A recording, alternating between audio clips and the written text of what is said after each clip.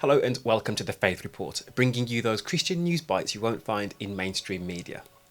In today's video, I want to discuss an important issue that was recently raised in the UK Parliament regarding data protection and privacy.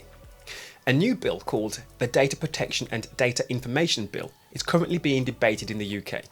It aims to update and streamline data protection laws following Brexit. However, some religious leaders, like the Bishop of St Albans, have raised concerns that the bill may weaken protection of personal data.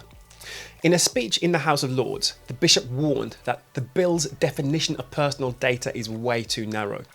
Under the bill, data is only considered personal if an individual can be identified by reasonable means.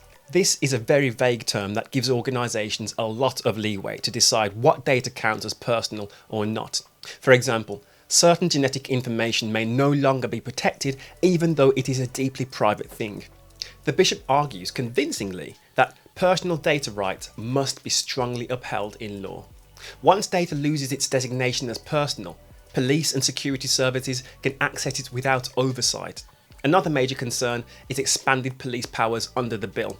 It would allow the Home Secretary to issue a national security certificate that exempts police from following data protection laws. This lacks transparency and accountability. As the Bishop stated, it gives extraordinary unchecked power to police that could lead to abuse. He believes basic democratic value requires placing reasonable limits on government data collection and policing powers. Unfettered access to private data undermines liberty and human dignity. Other lords, like the Bishop of Southwell and Nottingham, echoed these words.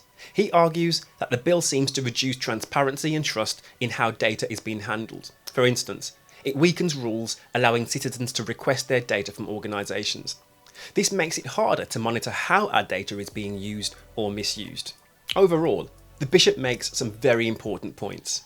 How do we balance privacy, security, efficiency, accountability and human dignity in a digital age? What moral wisdom can religious voices contribute alongside legal and technological experts? This debate reminds us that data policy has profound ethical implications.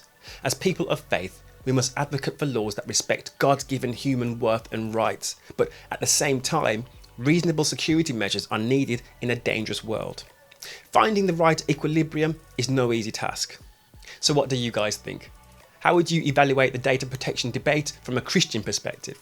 Looking forward to hearing your thoughts. Share them in the comments below.